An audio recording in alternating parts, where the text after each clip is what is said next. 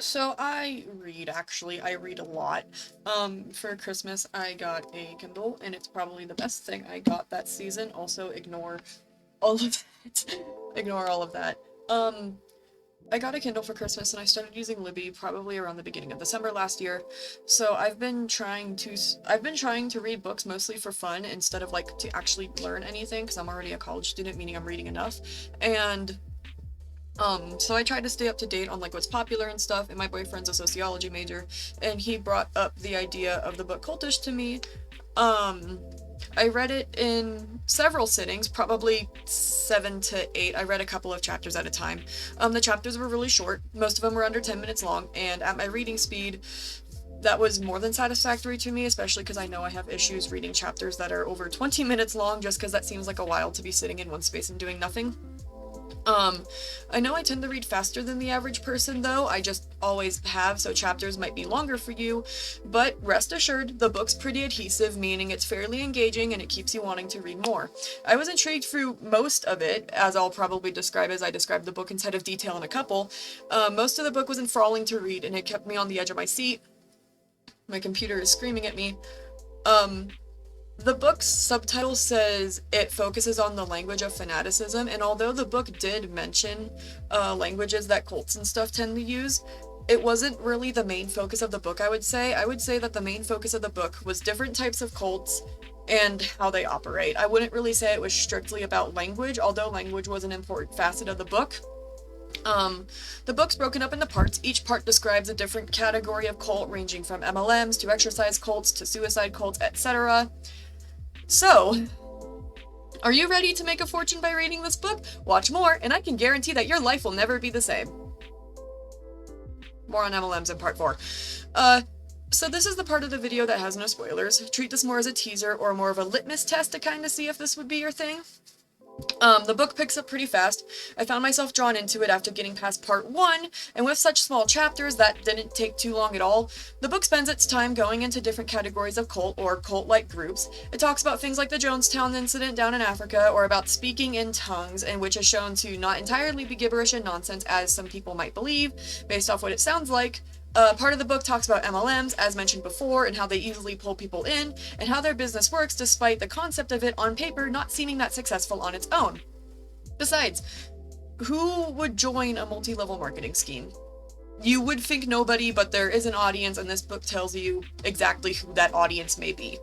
The book makes a nod toward Peloton and such during part 5, and shows that exercise cults like that aren't really as bad as other types of cults, like MLMs, or like MLMs or suicide cults or like Scientology, for example. Suicide cults might just be really annoying to people who aren't part of them because they tend to be loud and boisterous and they tend to have their own language and their own like sense of style. But according to the book, being a part of a exercise cult actually isn't as bad. The book also talks about online cults, specifically like people who gain followings through Instagram and stuff like that, and essentially act like cult leaders to their followers, offering them like special retreats for like thousands of dollars in order to learn from them, and like how they're on a higher level than any other human being, and how they'll teach them how to reach enlightenment. Especially during COVID, I feel like that's really when these kind of cults picked up, due to not really being able to meet in person. I could imagine that having to meet in person would take a lot of people away from these cults during COVID-19. But things like cult gurus and stuff look toward the internet like Instagram and Twitter, namely Instagram though, inside of this to grow their following. Although many cults these days don't have as bad of an impact as Jonestown or Heaven's Gate, two very famous suicide cults, there's still some that manage to ruin people's lives, like notably MLMs. This book talks about how certain categories of cults work, and how they recruit people. I think this is a really interesting sociology book, which means basically the study of how people work inside of groups. And you could say it's an interesting psychology book too, just because it talks about the importance of language and the importance of behavior and how it can affect a person. And it also makes some nods toward manipulation tactics like gaslighting. I'm sure you heard of Kool-Aid drinking, MLM hashtag boss babes, or about QAnon, or about Peloton, or SoulCycle, or any other exercise group. I'm sure there's a million other out there. And I'm also pretty sure you've heard of Scientology. Which, speaking of kind of unrelated, my boyfriend and I drove by two of those buildings when we were visiting LA earlier this month, and after reading the book, it was a little bit terrifying, but also kind of sad. I saw some people inside of the building, someone was like talking to the receptionist or whatever, and I just felt really, really bad for both of them. The front door was wide open, probably trying to produce an image of, hey, come in, ask about us, you know, you want to learn more. Anyway, we yelled at those people, and then we continued driving. I'm not sure why. I don't know. Maybe we'll make the person thinking, maybe we'll make those people, like, think a bit more or something about what they did. Or what they're doing. I don't know. The book's great if you have a morbid curiosity about cults. The beginning of the book made me feel weird. I feel bad about the tragedies that happened. And I also felt like I couldn't stop reading the book. I have really good sympathy for those who got involved with cults after reading the book. And after reading more about what exactly happened to them.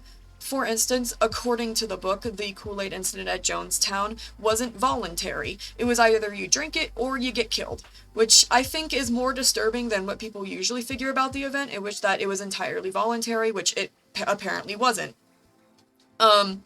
Finally getting in the spoiler territory. Part 1 is titled Repeat After Me. This part consists of the basics of cults. Particularly, this part does talk about the language being used.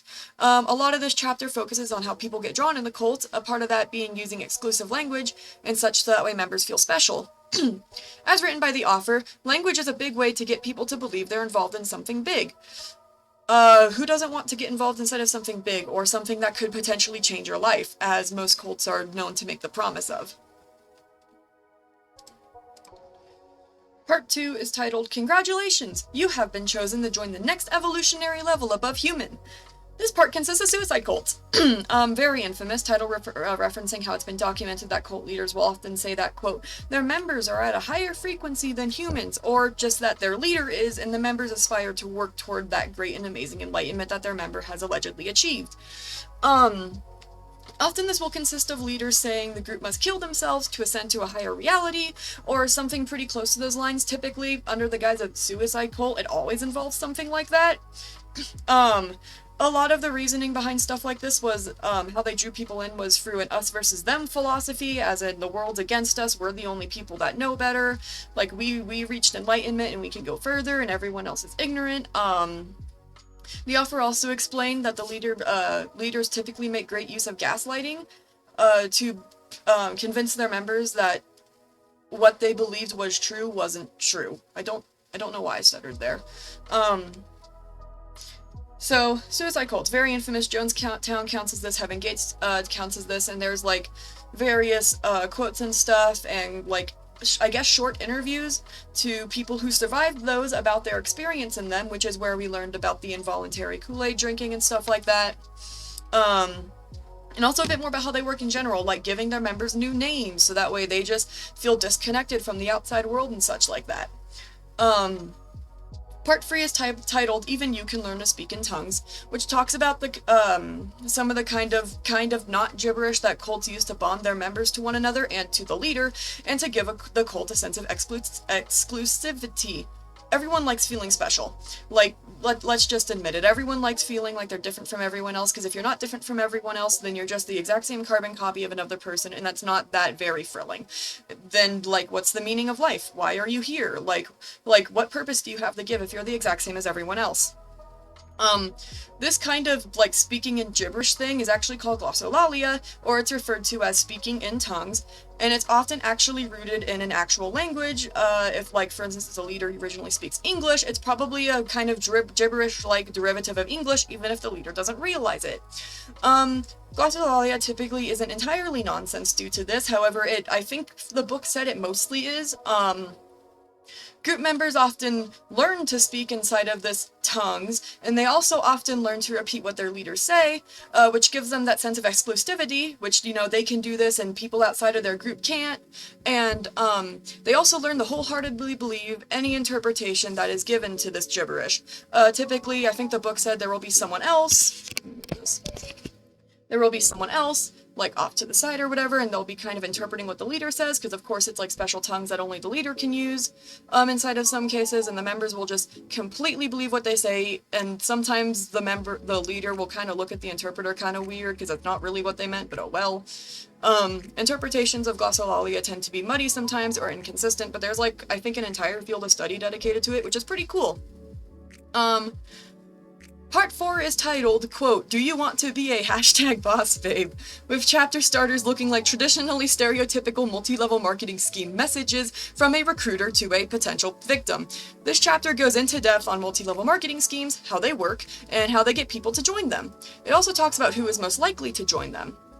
It gives some examples of encountering MLMs in real life, and it shows that MLMs tend to target women who just want to make a living, and also they tend to target female minorities, just because those tend to be the most vulnerable groups who are susceptible to promises of, hey, you can make easy money, because it's hard to make money as a minority. The system is designed to keep us poor, and it's terrible. So, of course, the ideal audience for something like an MLM is going to be people who theoretically would most benefit from it. MLMs tend to ruin people's lives. Obviously, most people who attend multi-level marketing recruitment meetings don't even join, but some do, and that's how the business stays afloat. Even though on paper it looks really bad, like, hey, we're gonna tell our members all of these amazing promises, and it seems so obvious that like it's fake. There's some people that buy into it at these meetings, and those few people that keep joining and joining is what keeps it going. The word multi-level marketing scheme comes from how an MLM operates. There's new recruits who typically pay a sum of money, potentially under the guise of making it back easily or doubling it, etc. And then above them, they have mentors. The mentors get a cut of what new people do. So I'll bring up an example later, but say you're a travel agent and you're a mentor of someone new. If your travel agent sells someone something, you get a cut of what they do. New people, new recruits are always encouraged to sell. It's not really them that recruits new people sometimes. It typically, inside the example I'm going to list, you wait until you're a little bit higher up inside of the company before you do that, but that's not to say that new recruits can't be recruiting people too. Unless new recruits want to permanently probably ruin their life, or potentially ruin their life, I should say, and just waste a bunch of money. They're always pushed into this ideal of you need to keep selling, you need to keep being good enough. If you're not, like, this will happen, or we'll kick you off, or something. They're required to manipulate people to stay afloat. Typically when talking to customers, inside of some cases of like beauty MLMs, they'll be like, hi, this product will like completely change your life. Why don't you like get on and like sell it with me? Like, look at all this stuff it did to me, even though those claims might not be rooted inside of truth.